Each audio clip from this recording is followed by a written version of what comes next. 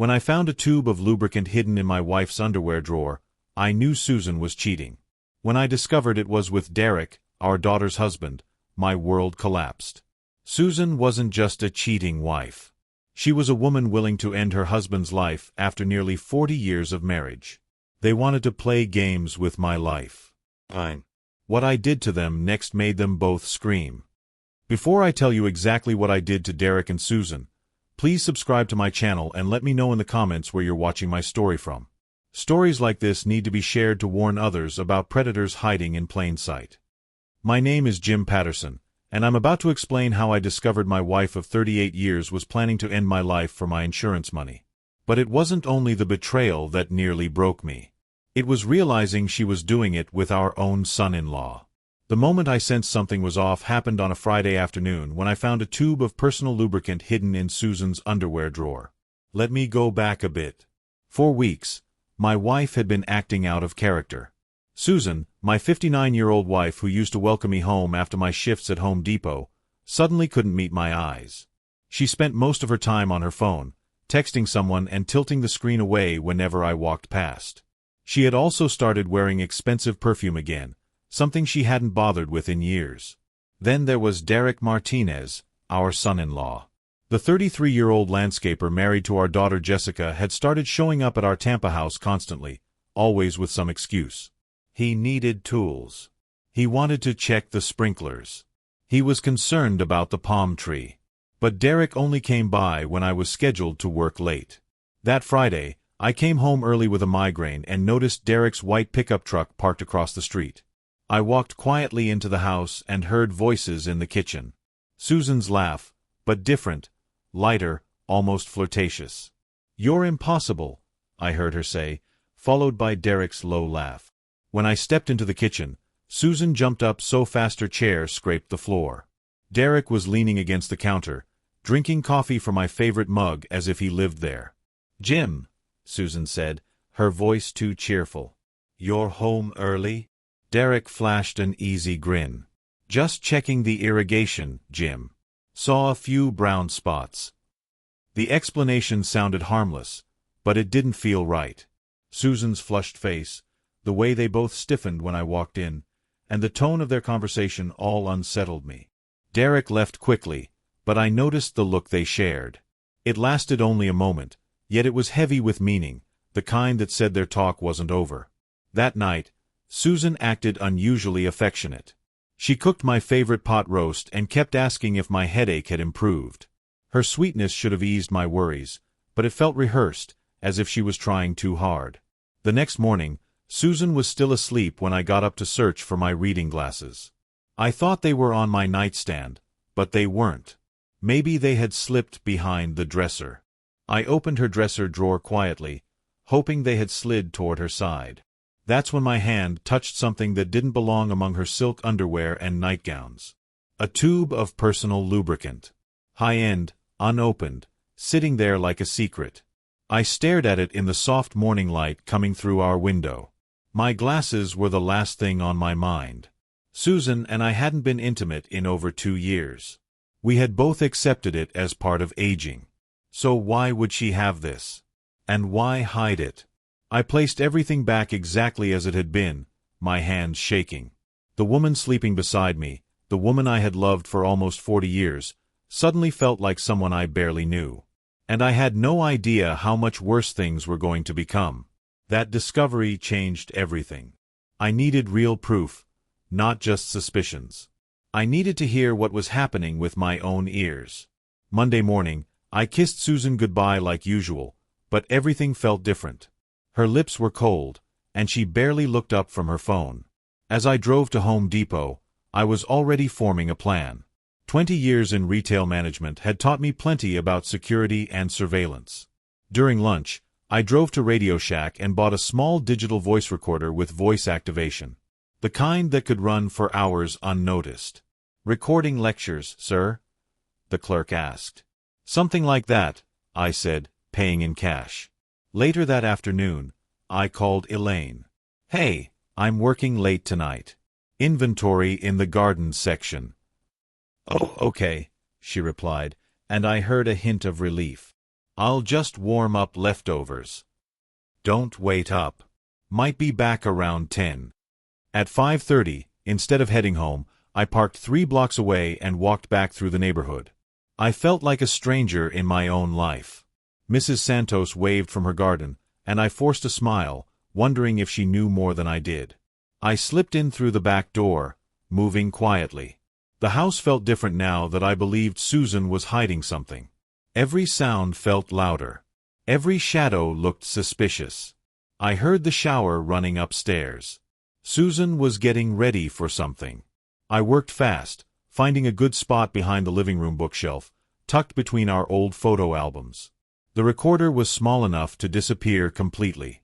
I tested it once, whispering softly and playing it back, perfectly clear. My hands shook as I placed it. In 38 years of marriage, I had never spied on Susan. But that tube of lubricant had broken something inside me. The shower turned off. I positioned the recorder and walked into the kitchen, grabbing a bottle of water in case she saw me. "Jim," Susan called. "Is that you?" "Yeah, just grabbing some water. Forgot mine. I thought you were working late." "I am. Just stopped by." When she came downstairs, she looked beautiful. Makeup done, hair styled, wearing a dress I hadn't seen in months. She looked like she was heading on a date. "You look nice," I said. "Going somewhere special?" She blushed lightly. "Just dinner with my friends." "Which friends?" "Linda and Carol from yoga. That new Italian place on Davis Islands." I nodded and kissed her cheek, catching the scent of her expensive perfume. "Have fun. I'll see you tonight." As I drove away, I watched the house shrink in my rearview mirror. 10 minutes later, Derek's white pickup truck turned onto our street. I parked at the end of the block and waited, my heart pounding. At 7:15, Derek walked up to our door and knocked. Susan opened it right away, like she had been standing there waiting. Even from a distance, I could see the way she smiled at him. How she stepped aside to let him in. How she closed the door quickly behind him. I sat in my truck for an hour, watching our house, staring at the drawn curtains, thinking about the recording device hidden in our living room. Tomorrow I would have answers. Tomorrow I would know the truth. But as I finally drove back to Home Depot, I realized I was terrified of what that truth might be. The next evening, I sat in my truck outside Home Depot for 20 minutes, staring at the small digital recorder in my hands. I had retrieved it that afternoon while Susan was at her supposed yoga class. The device showed 2 hours and 37 minutes of recorded conversation. I was scared to press play. Finally, I put in the earphones and pressed the button. At first, there was only silence. Then the sound of our front door opening. "I was starting to think you weren't coming." Susan's voice, soft and familiar. "Sorry, baby. Had to finish a job in Westchase. Traffic was a mess." Derek's voice, just as close. The way he called her baby made my stomach twist. I fast-forwarded through small talk about his landscaping work, her complaints about my long hours at Home Depot. Then Derek's voice changed. "So, did you call the insurance company?" My blood went cold. "I did," Susan replied. "The policy is definitely $500,000, and I'm the only beneficiary." "Good. And you're sure he doesn't suspect anything?" "Jim? No, he's clueless. Thinks I'm just going through menopause or something. He has no idea I know about his blood pressure medication." I hit pause, my hands shaking. Blood pressure medication? I didn't have high blood pressure. What were they talking about? I pressed play again. "The pills I got from my contact at the pharmacy look exactly like his regular ones," Derek was saying, "but these will slowly raise his blood pressure over time. Make it look like a natural heart issue." "How long?" Susan asked. "Maybe 3 months, 4 at most. At his age, with his stress levels, no one will question it. Especially after I start adding the extra sodium to his food." I felt like I was going to be sick. They weren't just having an affair. They were planning to get rid of me. 500,000, Susan said dreamily. We could disappear to Costa Rica like we talked about, by that little beach house. And your daughter won't suspect anything, Derek added. Jessica's too busy with her paramedic job to notice. Besides, she likes me. Thinks I'm good for you after years with boring old Jim. The way she said boring old Jim cut deeper than anything I'd ever felt. What about the house? Derek asked. I'll sell it after a reasonable mourning period. Maybe 6 months. Then we're free. There was a pause, then the sound of kissing. I ripped the earphones out, unable to hear another second. I sat in my truck in the Home Depot parking lot, surrounded by the familiar sight of my workplace, feeling my entire world collapse. My wife of 38 years wasn't just cheating on me. She was planning to harm me for money, with our son-in-law. The man married to our daughter. The man I had welcomed into our family, helped move furniture for, lent money to when his landscaping business was struggling. I thought about all the times Derek had come over recently. Had he been switching my medication? I rushed home and went straight to the medicine cabinet. My blood pressure pills looked the same as always. But now I knew they weren't. That night I flushed every pill down the toilet and lay awake staring at the ceiling while Susan slept peacefully beside me. The woman who was planning my death was 2 feet away, probably dreaming about Costa Rica and a beach house paid for with my insurance money. But they made one huge mistake. They underestimated Jim Patterson. I'd spent 40 years solving problems, managing people, handling crises, and now I was facing the biggest crisis of my life. They wanted to play games with my future? Fine. I was about to change everything. After hearing their plan, I couldn't just sit around waiting. I needed to know everything about Derek Martinez. If I wanted to fight back, I needed information. The next morning, I called in sick to Home Depot and parked outside Derek's apartment complex. At 8:15, he walked out in his landscaping uniform and climbed into his white pickup truck. I followed him, staying 3 cars behind.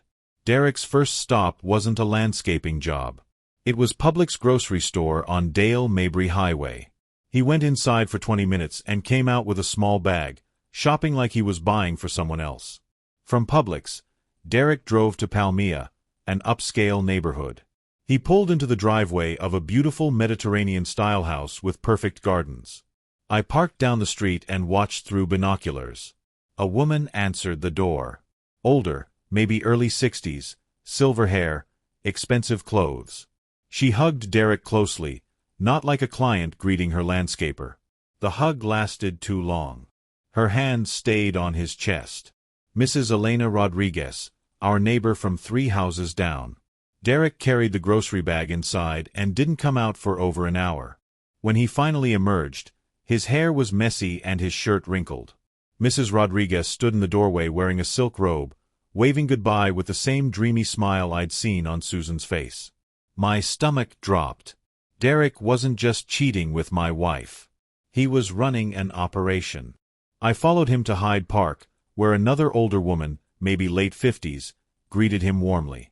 Then to Westchase, where a third woman, maybe 65, practically pulled him inside.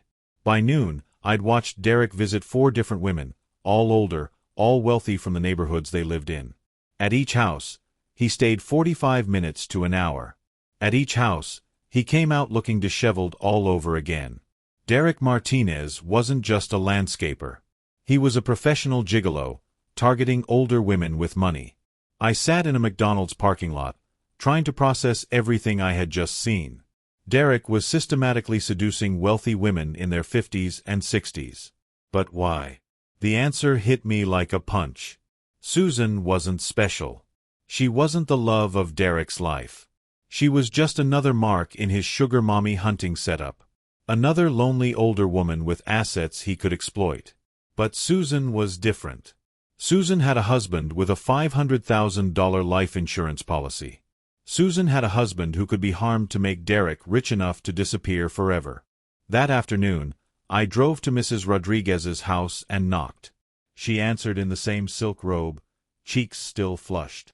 "Jim, what brings you by?" "Elena, I need to ask you something. Are you involved with Derek Martinez?"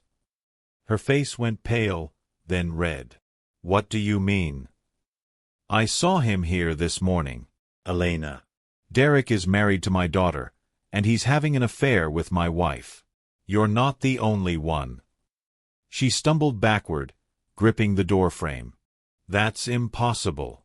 Derek loves me. He's going to leave his wife. Has he asked you for money? Access to your accounts? The look on her face told me everything. Derek Martinez was a con artist, and he'd been playing all of us. Mrs. Rodriguez broke down crying on her doorstep, revealing just how deep Derek's operation went. He said his landscaping business was struggling, she sobbed. I've given him $15,000 over 6 months for equipment, truck payments, business investments. My blood boiled. What about your will, Elena? Her face collapsed. He helped me update it last month. Made himself a beneficiary for $25,000. Derek wasn't just stealing money. He was positioning himself to profit from their deaths. Over the next 2 days, I investigated Derek's other victims. What I found was a full-scale con running for at least 2 years. Margaret Chan in Hyde Park had given Derek over $30,000 for emergencies. Patricia Williams in Westchase had been paying Derek's rent for 8 months. Linda Foster in South Tampa bought Derek a new truck as an engagement gift. He promised to propose on her 70th birthday. Each woman thought she was Derek's only love. Each woman was being financially exploited. Each had been manipulated into changing legal documents in Derek's favor. But Susan was the biggest prize. Susan wasn't just giving money. She was helping commit a deadly plan for $500,000. Derek had chosen his targets carefully: lonely widows and unhappy wives with significant assets.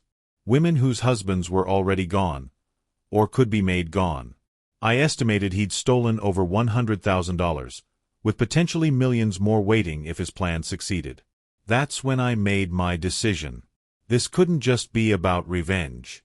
This had to be about protecting every woman Derek was manipulating, and making sure he could never hurt anyone again.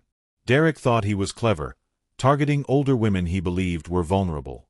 But he made one fatal mistake. He targeted the wrong man's wife. I'd spent my life solving problems and managing crises. I knew how to plan, execute, and permanently resolve issues. Derek wanted to play games with people's lives? Fine. I was going to end his game completely. The plan forming in my mind was elegant in its simplicity. Derek had used intimacy as a weapon. I was going to use that same intimacy to destroy him, publicly, humiliatingly, in a way that exposed everything. Susan thought she was about to become rich. Derek thought he was going to run off to some tropical paradise. They were both wrong. I was going to make sure the whole world saw exactly what kind of people they really were, and I knew precisely how to do it. That night, I sat in my garage workshop, surrounded by tools and supplies, my mind working like the problem-solving machine it had been for decades. Derek and Susan wanted to ruin me. Fine. I was going to ruin them first, and expose their actions to everyone. The plan had to be perfect. It had to be public. And it had to guarantee Derek could never hurt another woman. My years at Home Depot had taught me about chemicals, adhesives, and industrial materials. I knew exactly what I needed, and how to get it with zero suspicion. The centerpiece of my plan was simple. Derek and Susan were using intimacy as their weapon. I was going to turn that weapon back on them. They wanted to be together? I was going to make sure they were stuck together. Literally. Industrial superglue, the heavy construction kind we kept in the warehouse. Once it bonded, only medical professionals could separate it. Painful, humiliating, and impossible to hide. But the glue was only the beginning. I needed maximum public exposure. I needed witnesses. I needed emergency responders. I needed the entire neighborhood to see Derek and Susan for who they were. The smoke detector idea came to me while reviewing the store's fire safety protocols. A triggered smoke alarm would bring the fire department. If there were sounds of people in distress, they'd break down doors instantly. My daughter Jessica was a paramedic supervisor. There was a good chance she'd be on the responding team. This part made me pause. Jessica would have to see her mother and her husband in the most humiliating situation possible. She'd watch her marriage and family fall apart right in front of her. But Jessica was also Derek's victim. She deserved to know the truth. She deserved to know she had married a predator who planned to destroy our family. I spent the weekend gathering supplies, industrial superglue from our warehouse, and a Bluetooth speaker small enough to hide but loud enough to simulate sounds of distress. Smoke detector batteries and a remote trigger system I built using electronics knowledge from my early days in retail. The hardest part was getting access to Susan and Derek's meeting place, but I'd been watching their pattern for weeks. They always used our house when I was supposedly working late. They felt safe there, comfortable, careless. That carelessness was going to be their downfall. I tested every component of my plan. The smoke alarm would trigger. The Bluetooth speaker would broadcast sounds of distress. The fire department would respond. They'd break down the door to save lives. They'd find Derek and Susan stuck together with industrial adhesive. Unable to separate, unable to hide, unable to deny what they were doing. The beauty of the plan was its simplicity. I wouldn't have to confront them directly. I wouldn't have to prove anything in court. The evidence would be literally stuck to their bodies. The entire neighborhood would witness their humiliation. Derek's other victims would finally see him for what he truly was. But most importantly, Jessica would know the truth. She'd see that her husband was a con artist and her mother was a would-be harm-doer. It would hurt her, but it would also free her from Derek's manipulation. As I sat in my garage that Sunday night putting the finishing touches on my plan, I felt something I hadn't felt in weeks: control. For the first time since finding that lubricant in Susan's drawer, I wasn't the victim. I wasn't the target. I was the hunter. Derek Martinez had spent 2 years destroying women's lives. Tomorrow, I was going to destroy his. Monday morning, I walked into Home Depot knowing this might be my last day as just a retail manager. I was about to become something else entirely.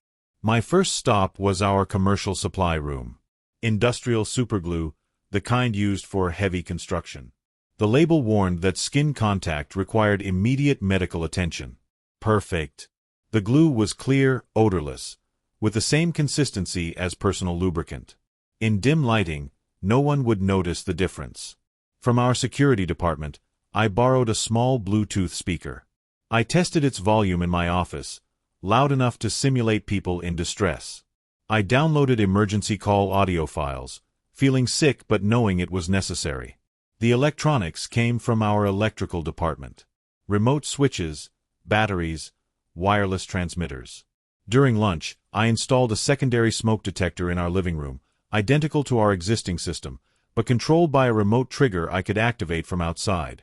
Susan and Derek met every Tuesday when I supposedly worked late.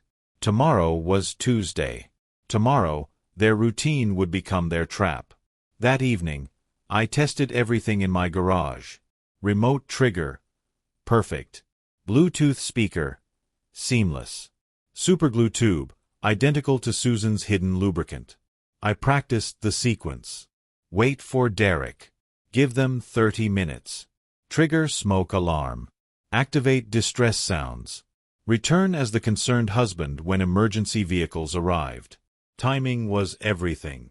Too early and they wouldn't be compromised. Too late and they might leave. Tuesday morning. I called Susan. Honey, I'll be really late tonight. Complete inventory of the garden center. Might not be home until 10 o'clock. Oh, that's fine, she said, excitement barely hidden. I'll just watch TV and go to bed early. Don't wait up. And Susan, I love you. I love you too, Jim. Probably the last lie we'd ever tell each other. At 3 o'clock, I parked 2 blocks from home. Derek's white pickup appeared at 3:15, right on schedule. He walked confidently to our door, carrying a small bag. Wine or flowers, probably. He had no idea he was walking into a trap 40 years in the making. I waited 30 minutes, heart pounding. Then, I reached for my phone and the app that would change everything. The moment had arrived. Derek's white pickup sat in our driveway, and I knew Susan and Derek were inside, probably sharing wine and planning their future with my life insurance money. Time to set the final piece of my trap. I waited until 4 o'clock, giving them time to get comfortable and confident. Then I quietly approached our house through the backyard, using my spare key to enter through the kitchen door. I could hear voices and laughter from upstairs. Relaxed, intimate sounds of two people who thought they were completely safe. Moving silently through my own house felt surreal. Every creak of the floorboard seemed amplified. Every shadow felt dangerous. But I'd been planning this moment for days, and my hands were steady. First stop, our bedroom. Susan's underwear drawer was slightly open. She'd probably grabbed the lubricant in preparation for Derek's arrival. I found the tube exactly where I discovered it weeks ago, hidden beneath silk and lace like a guilty secret. This was the moment of truth. I unscrewed the cap and emptied the clear gel into our bathroom sink, watching it swirl down the drain. Then I refilled the tube with industrial superglue, screwing the cap back on carefully. The substitution was perfect. Same clear consistency, same packaging, same weight.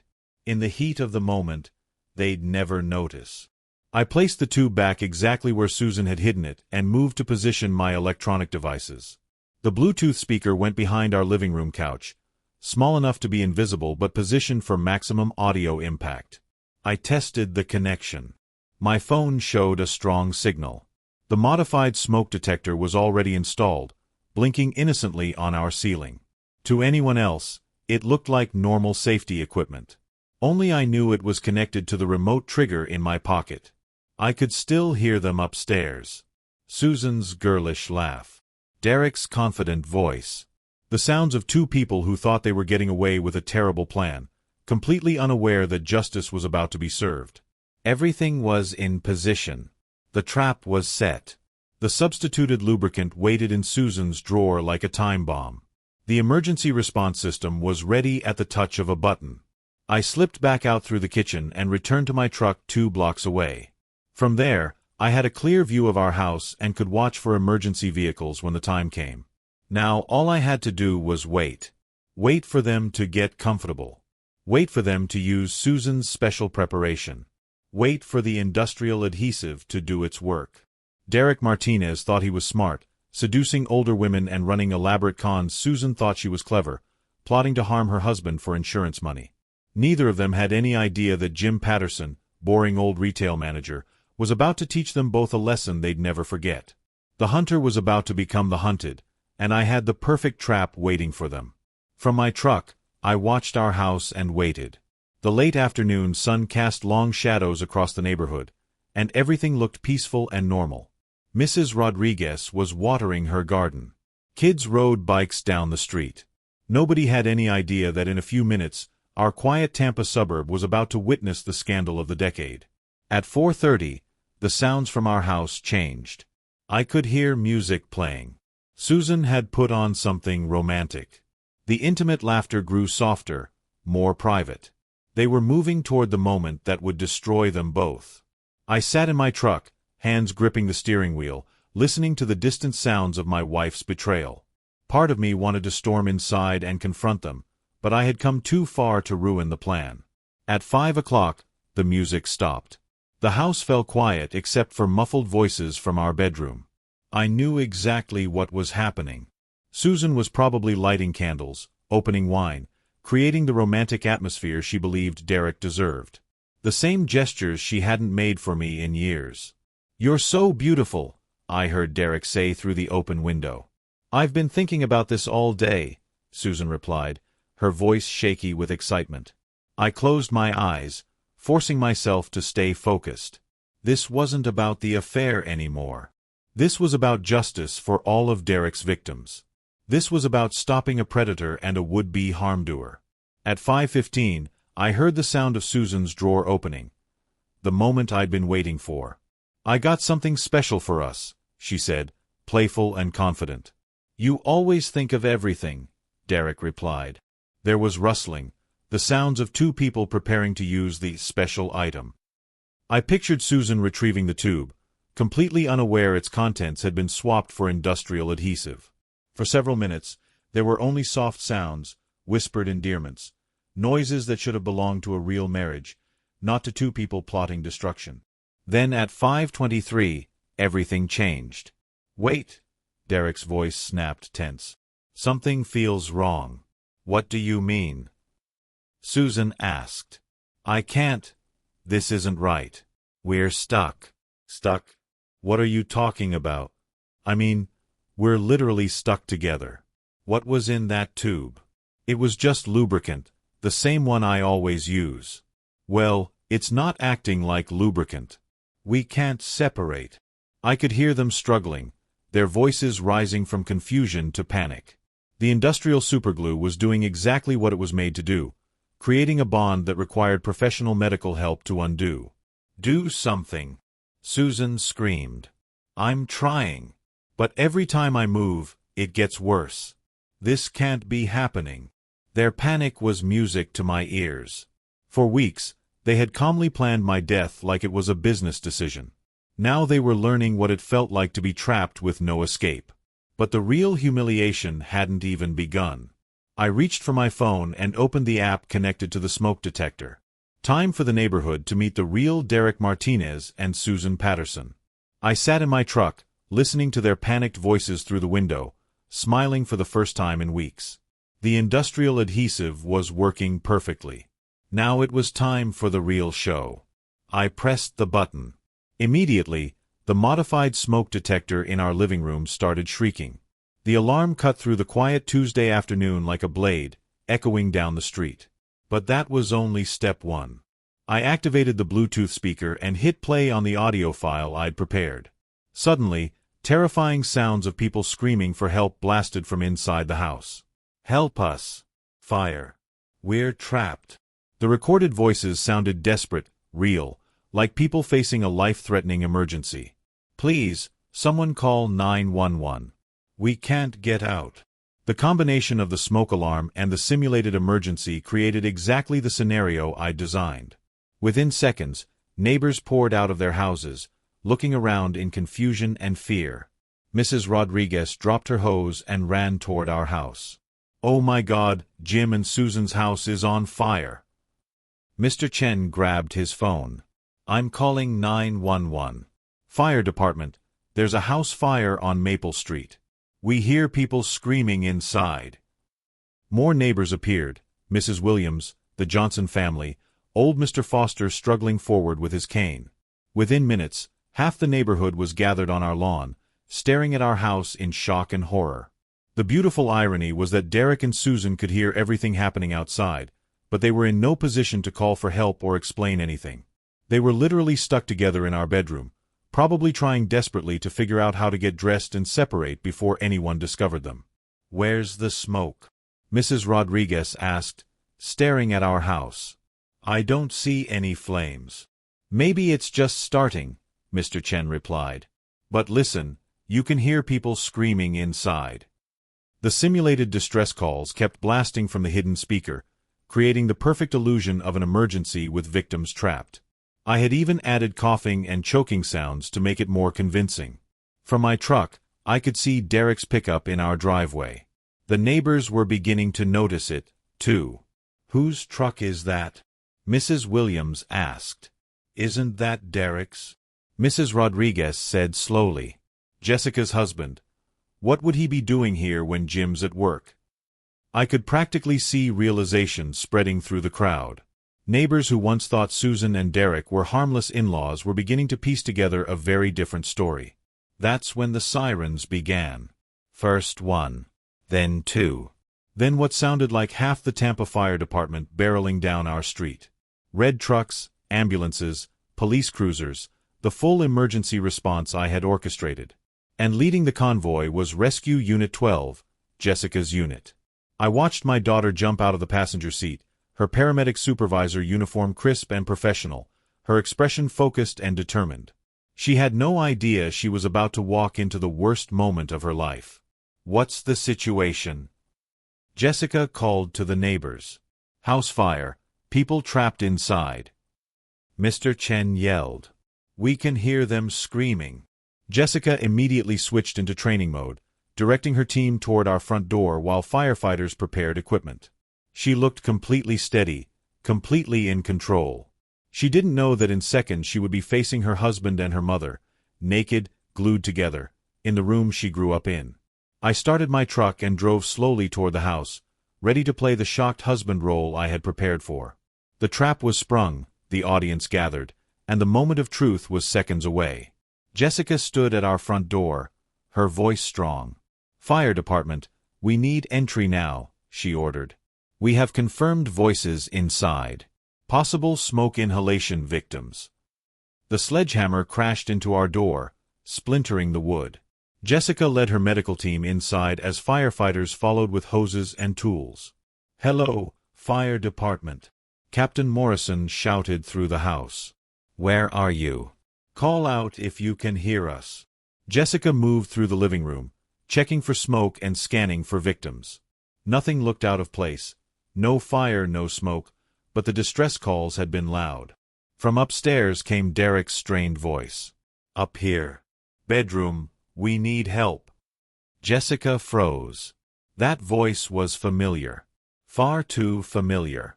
"Second floor, master bedroom," she yelled, sprinting up the stairs. She reached the door and knocked sharply. "This is Tampa Fire Rescue. Are you injured?" "We need medical assistance," Derek called out, panicked. "There's been an accident." Jessica turned the doorknob and pushed it open.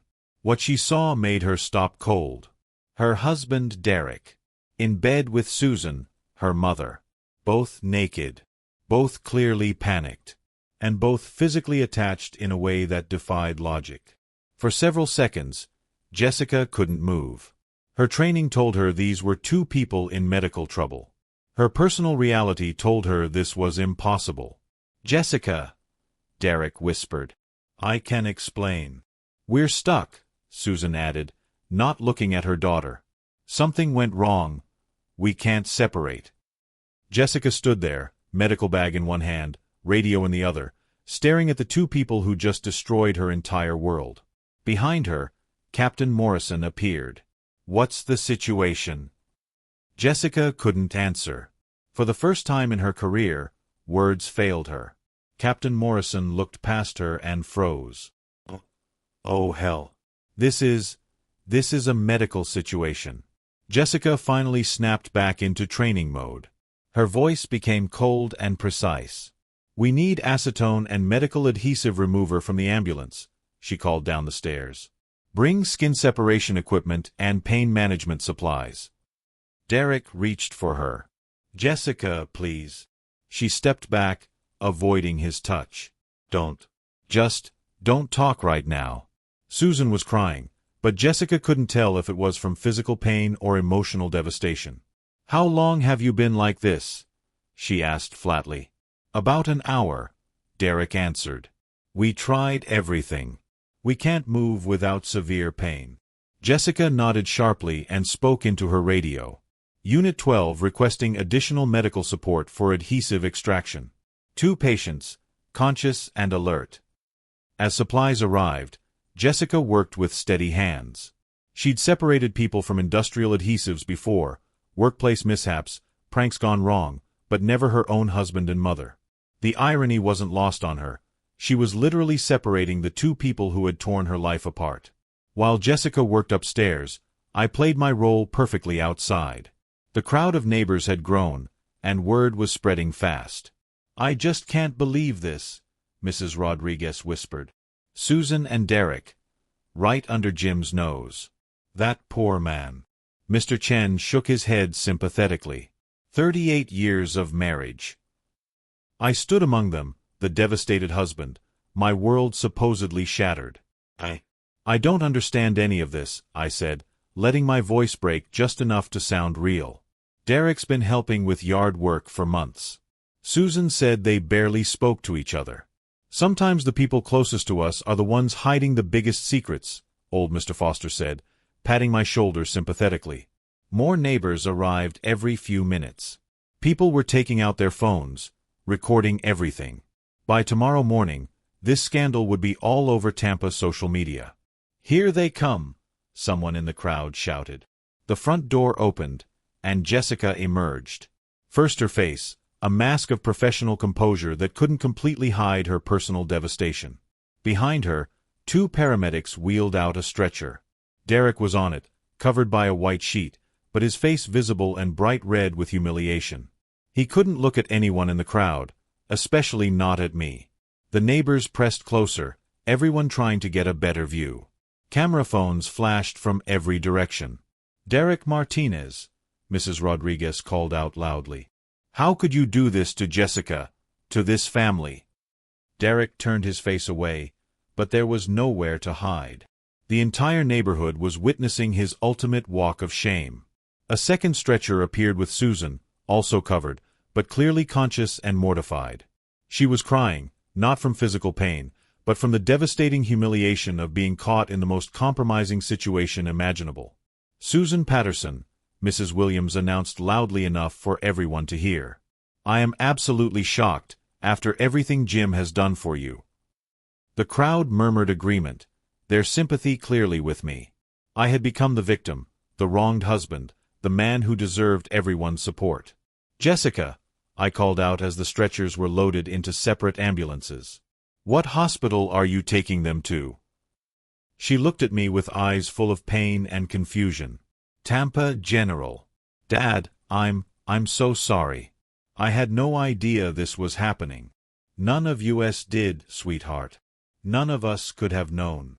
As the ambulances pulled away with their sirens slicing through the quiet of the neighborhood, I stood on our front lawn surrounded by neighbors and emergency personnel. The flashing lights reflected off the windows of our house like a final spotlight on the scene of a scandal no one would forget.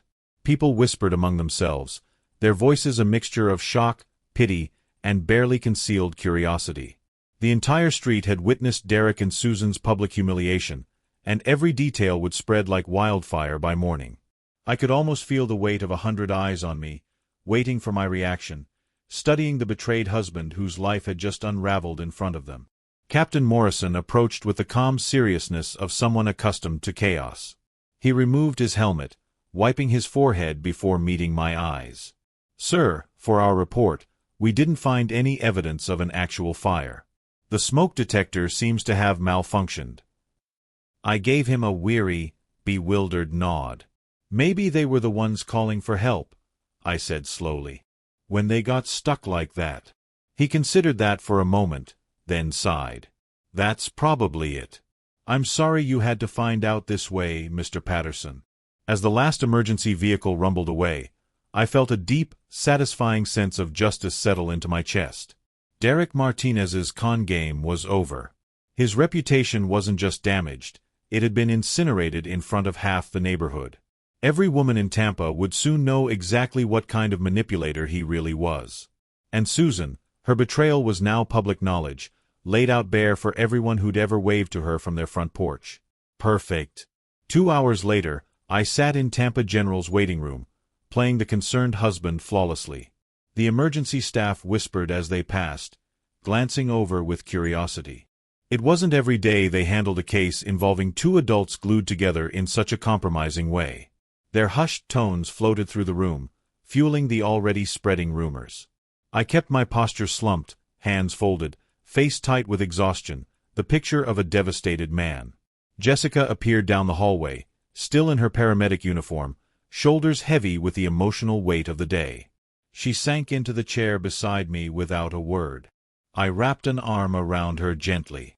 "How are they?" I asked. "Physically fine," she murmured. "Doctors used acetone and solvents to separate them. Some skin irritation, but no permanent damage." She hesitated before adding, "Emotionally. Mom won't look at me. And Derek keeps trying to explain." Her laugh was brittle, sharp with pain. I squeezed her shoulder, my voice soft. "I'm sorry you had to see that, sweetheart." She stared ahead, eyes unfocused. "Dad, did you have any suspicion at all?"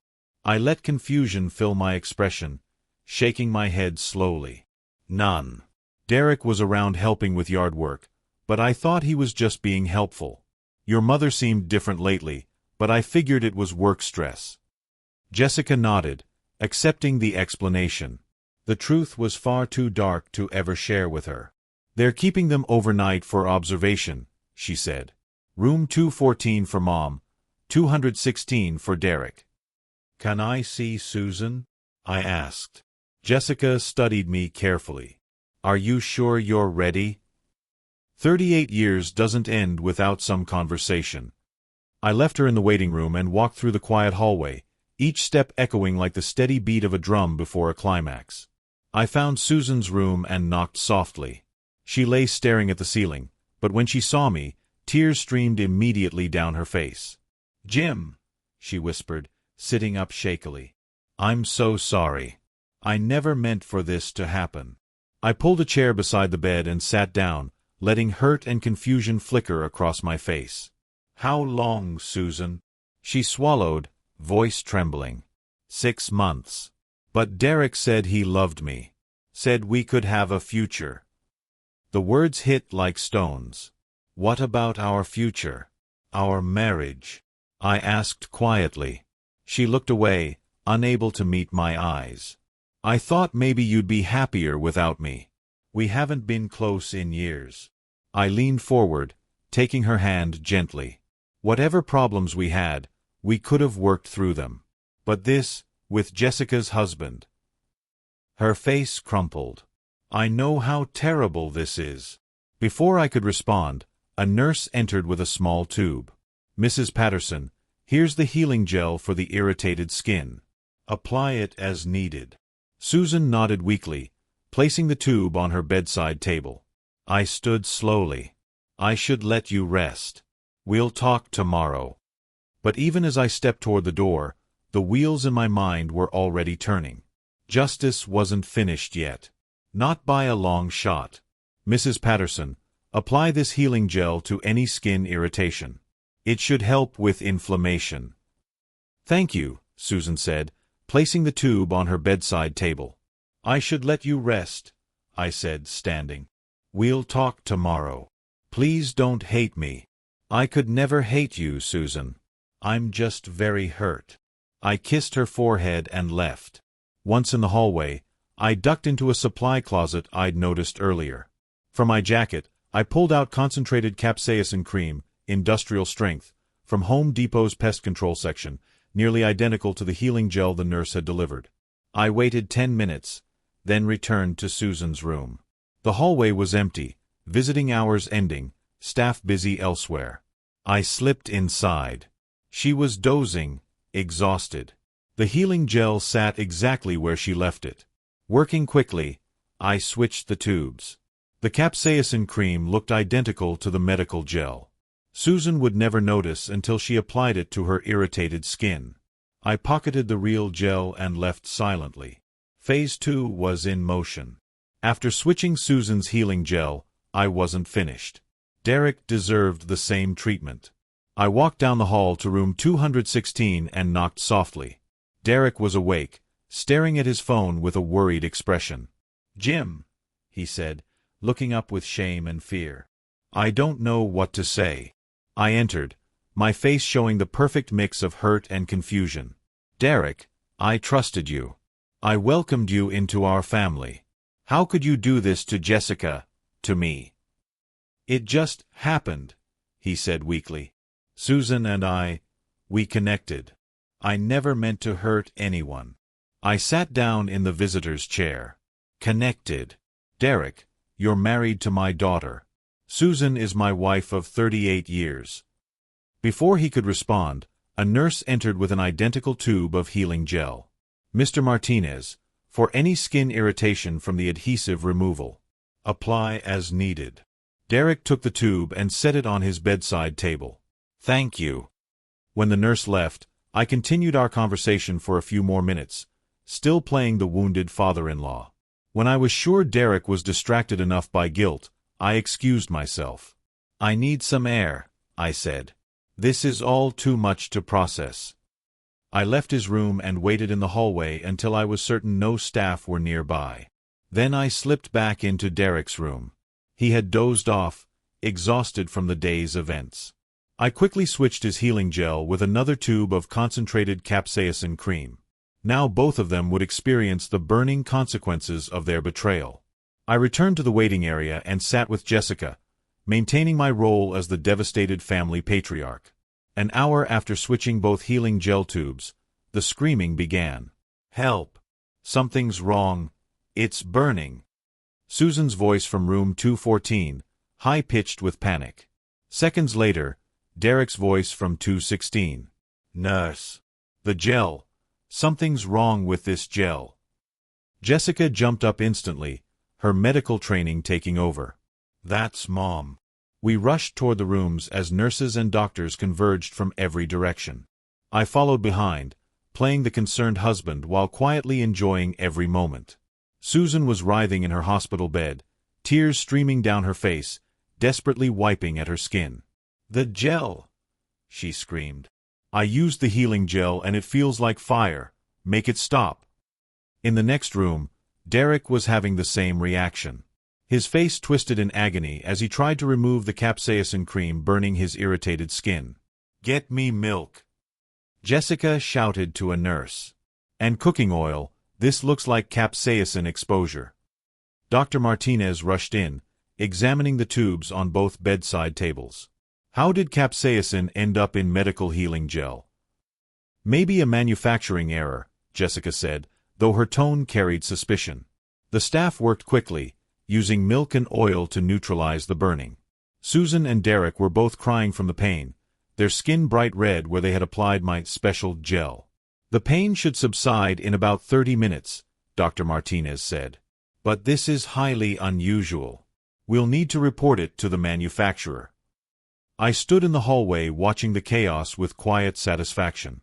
The industrial-strength capsaicin from Home Depot's pest control section was working exactly as planned, delivering a burning reminder of everything they had done. How are you holding up, Dad?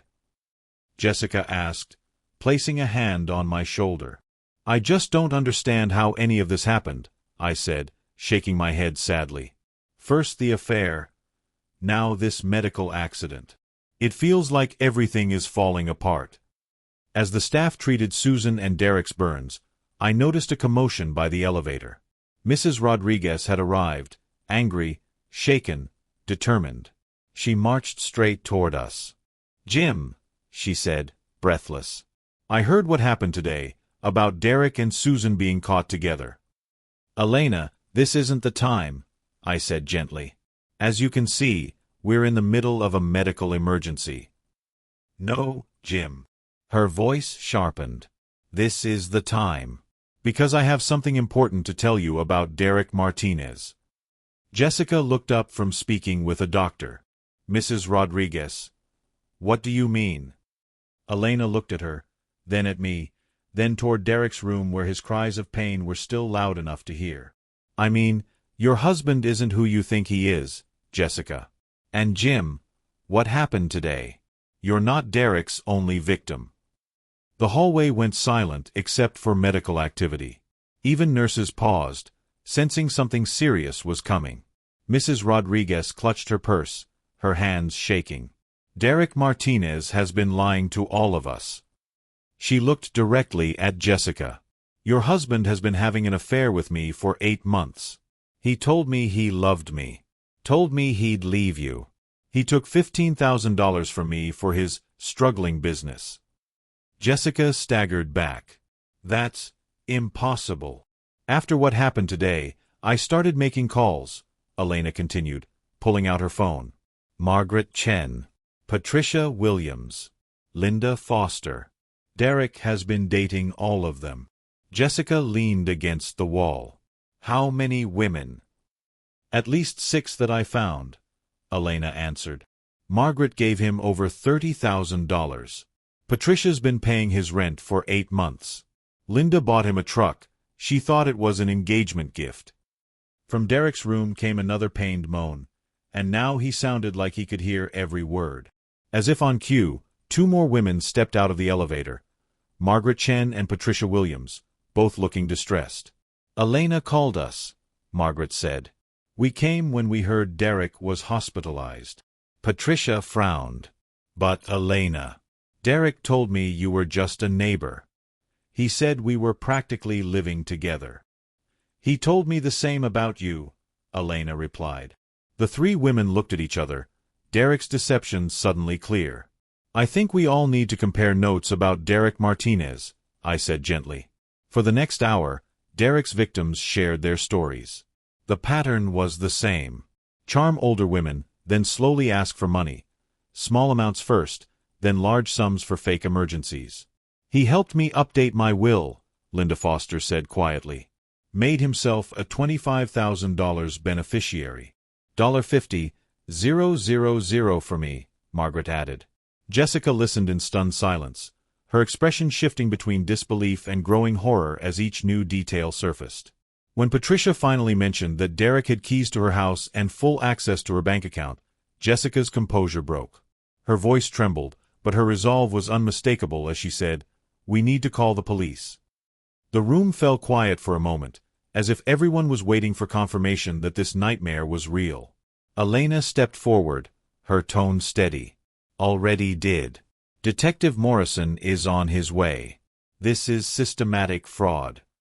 Her words carried the weight of finality, the kind that signaled the beginning of a storm none of us could stop.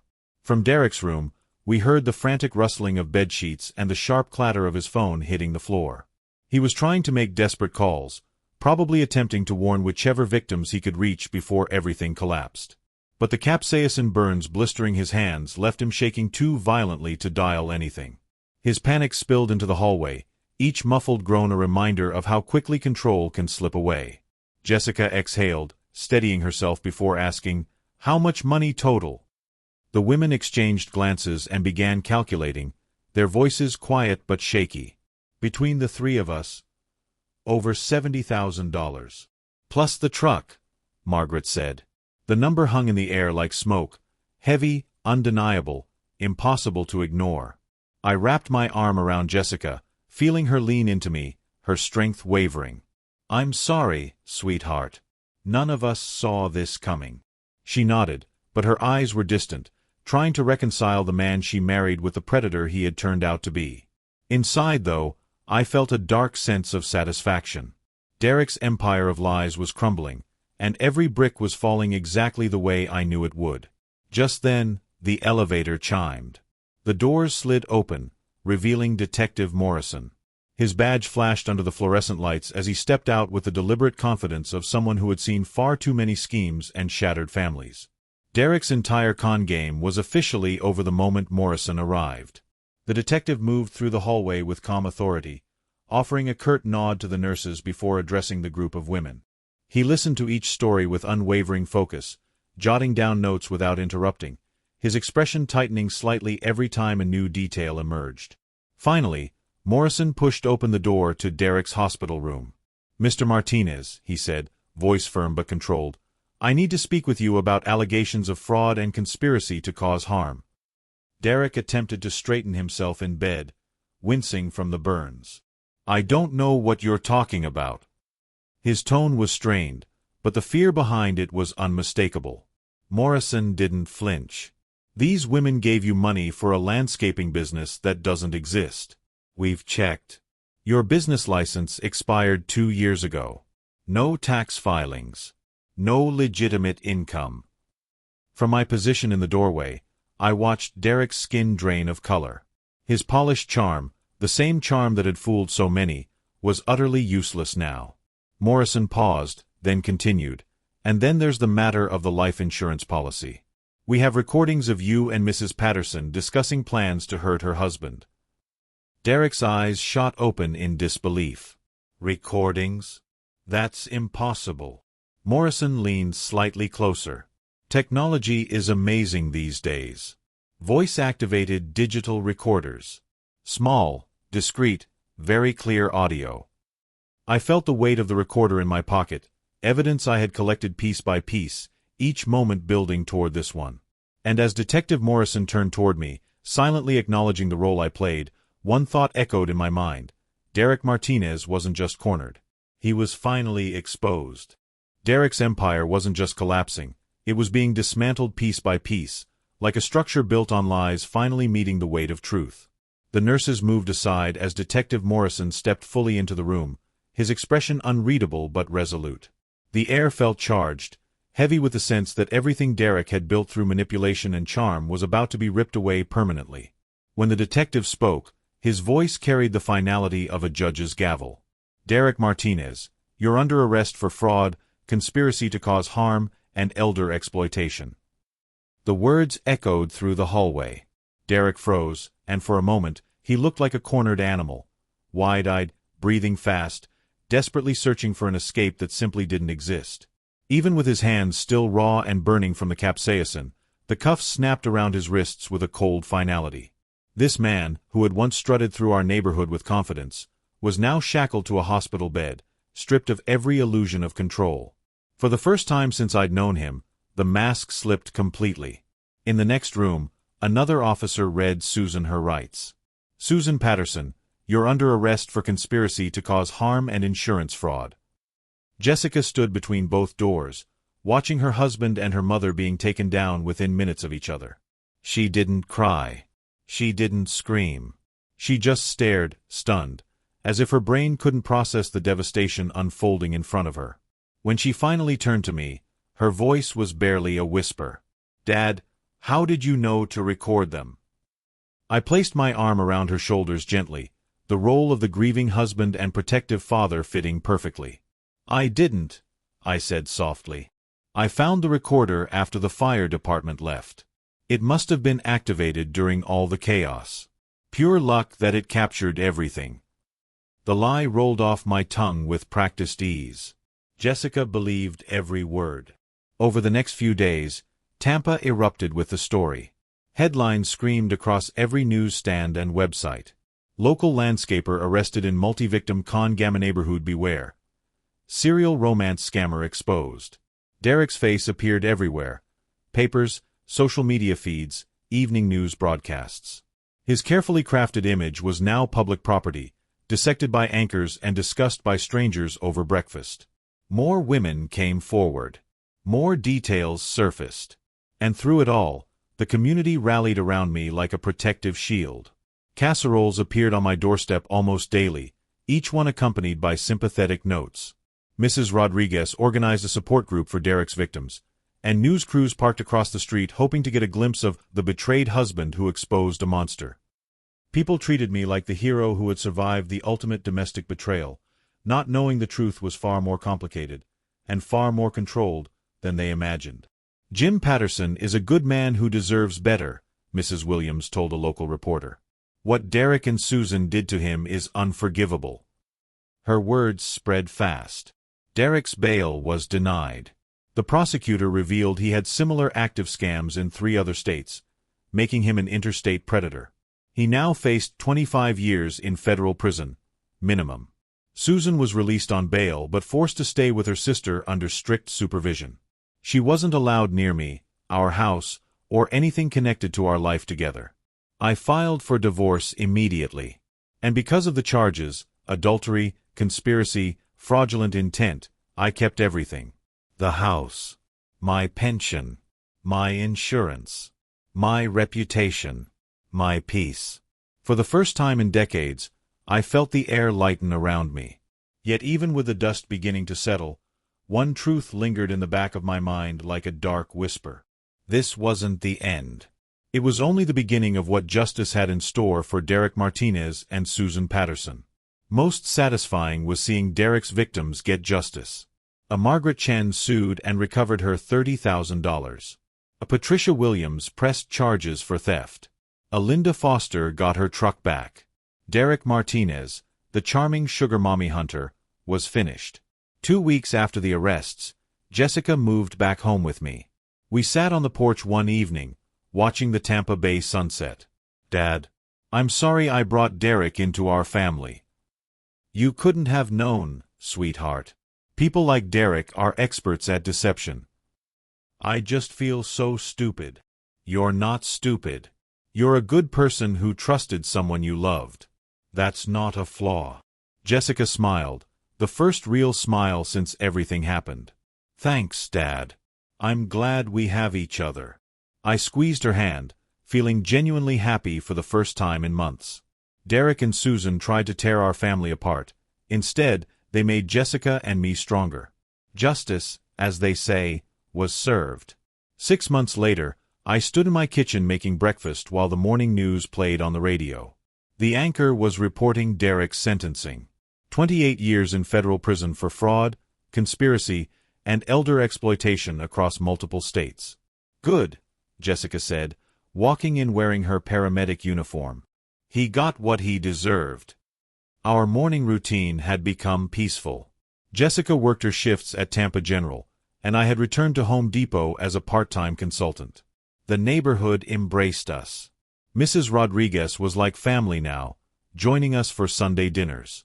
Margaret, Patricia, and Linda had formed their own support group and recovered most of their money through asset seizure. "Dad," Jessica said over coffee, "I've been thinking about moving back into my own place soon." I looked up, concerned. "Are you sure you're ready?" "There's no rush." "I think I am, but I want to stay close. Maybe the apartment complex on Davis Islands. It's only 10 minutes away." "That sounds perfect, sweetheart." Truthfully, I was proud of how strong she'd become. The scandal had broken her heart, but she rebuilt herself, got promoted to district supervisor, and earned deep respect from her colleagues. She survived it. We both did. "What about you, Dad? Any thoughts about dating again?" I laughed. "After what I've been through, I think I'll stay a bachelor for a while. Besides, I'm busy being the neighborhood's unofficial counselor for women who've been conned by younger men." It was true. Word had spread across Tampa about Derek's operation, and I'd become something of an expert at spotting the warning signs of romance scams. I'd already helped 3 other families identify and stop similar schemes. "You're like a superhero," Jessica teased. "Jim Patterson, defender of vulnerable women everywhere. Just a guy who learned the hard way how to spot a predator." That afternoon, I drove to Home Depot for my shift. My co-workers treated me with a mix of respect and amazement. The story of how I exposed Derek and Susan had become legendary in our store. "Jim, you're like something out of a movie," my assistant manager Carlos said. "Using industrial superglue to catch cheaters, that's genius." "Just problem solving," I replied. "Same skills I use here every day." Privately, I was proud of what I'd accomplished. Derek Martinez had been a professional manipulator who'd hurt dozens of women. Susan had been willing to harm her husband of 38 years for money. They both got exactly what they earned. That evening, Jessica and I sat on our front porch watching the sunset over Tampa Bay. It had become our favorite time of day. Peaceful, reflective, hopeful. "Dad, can I ask you something?" "Of course." "Do you ever regret how Derek and Mom were caught?" I considered it carefully. "I regret that you had to witness what you saw. I regret that our family was torn apart by their greed and betrayal. But do I regret that they faced consequences? No. Not for a single second." Jessica nodded. "I'm glad you feel that way, because what they did was unforgivable." "The important thing," I said, "is that we survived it. We're stronger now, and we know we can count on each other." She agreed. As the sun dipped behind the Tampa skyline, I felt something I hadn't felt in years, genuine contentment. Derek was in prison where he belonged. Susan was facing her own legal consequences. The women Derek had victimized were finally getting justice. And Jessica and I had built something stronger than ever. Sometimes justice comes from the courts. Sometimes from the community. And sometimes from a 64-year-old Home Depot manager who refuses to be anyone's victim. I learned that when delivered properly, justice doesn't just punish the guilty, it protects the innocent and rebuilds what was broken. Derek thought he could destroy Jim Patterson's life. Instead, he made it stronger, and that was the sweetest revenge of all. Sometimes life teaches us through the most unexpected lessons. My story isn't just another betrayal story. It's about realizing that even in our darkest moments, God has a plan for justice. When I found that tube of lubricant in Susan's drawer, I never imagined it would lead to exposing a professional predator who had targeted so many innocent women. The lesson isn't revenge. It's about protection. About standing up for what's right. Like many grandpa stories passed down through generations, this one carries wisdom. Age brings insight, and the quiet ones often see more than anyone realizes. Derek thought he could manipulate older people because he underestimated our experience and resolve. But God works in mysterious ways, giving us the tools we need exactly when we need them. My 40 years at Home Depot, my knowledge of chemicals and electronics, none of it was coincidence. Every skill prepared me for the moment I needed to protect myself, Jessica, and all of Derek's other victims. These betrayal stories always end the same way. Truth comes out. Justice rises. And God sees everything, even when we think we're alone. The greatest lesson from all grandpa stories like mine is this. Family bonds, when tested by fire, either break completely, or become unbreakable steel. Jessica and I chose steel. If this story touched your heart or reminded you of your own experiences with betrayal and justice, please share your thoughts in the comments below. Have you ever had to stand up to someone who underestimated you? Don't forget to subscribe to our channel for more incredible true stories of courage, justice, and family bonds. Your support helps us bring these powerful narratives to you.